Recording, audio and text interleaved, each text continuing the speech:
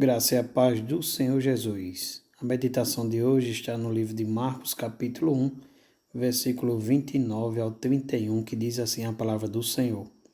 E saindo eles da sinagoga, foram com Tiago e João diretamente para a casa de Simão e André.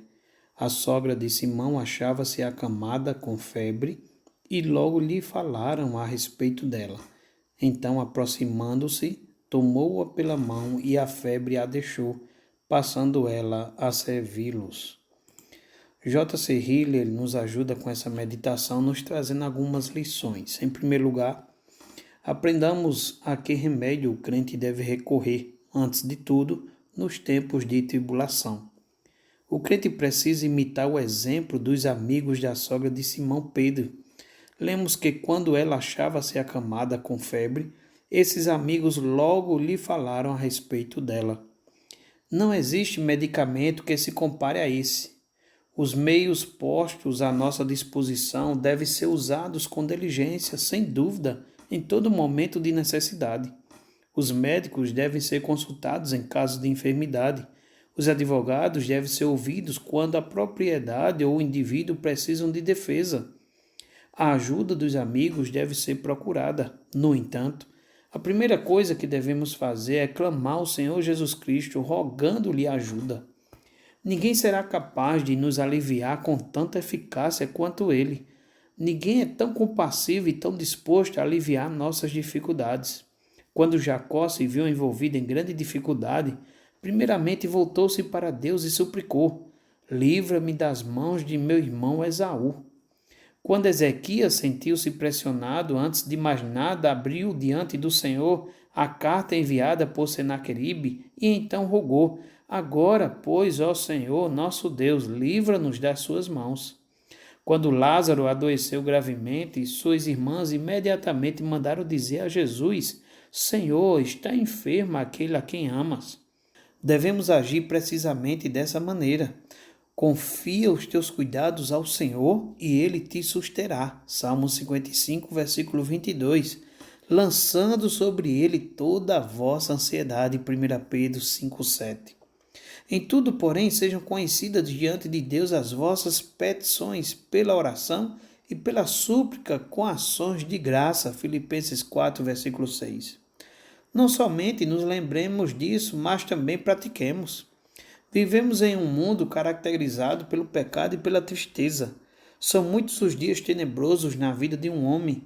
Não é mister alguém ter visão profética para prever que haveremos de chorar muito e sentir muitos apertos no coração antes de morrermos. Estejamos armados com a receita contra o desespero, antes que surjam nossas dificuldades.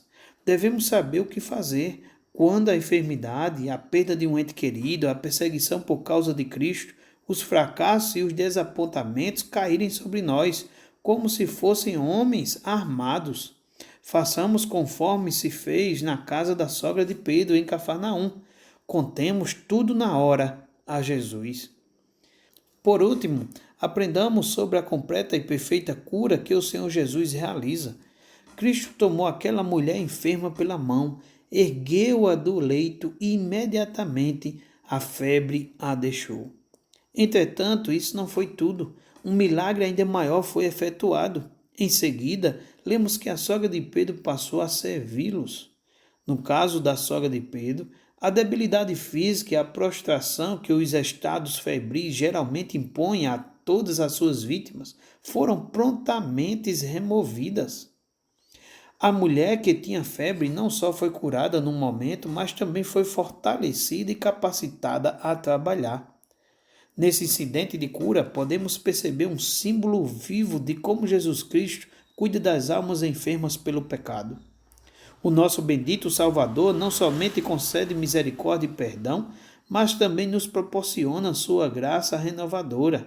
Ele confere o poder de serem feitos filhos de Deus a todos os que o recebem como médico de suas almas. Jesus os purifica mediante seu Espírito quando os lava em seu precioso sangue.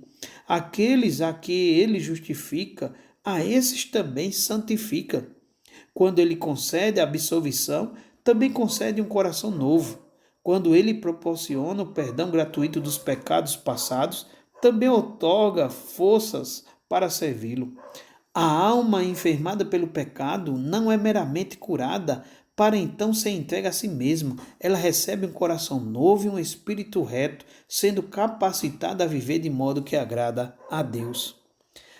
Há um grande consolo nesse pensamento para todos que têm o desejo de servir a Cristo, mas que no presente têm receio de começar. Existem muitas pessoas que se acham presas a esse temor. Temem que, se vierem ousadamente e apanharem a cruz, acabarão sucumbindo em algum ponto do caminho. Receiam que não serão capazes de perseverar e que lançarão em descrédito sua própria profissão de fé.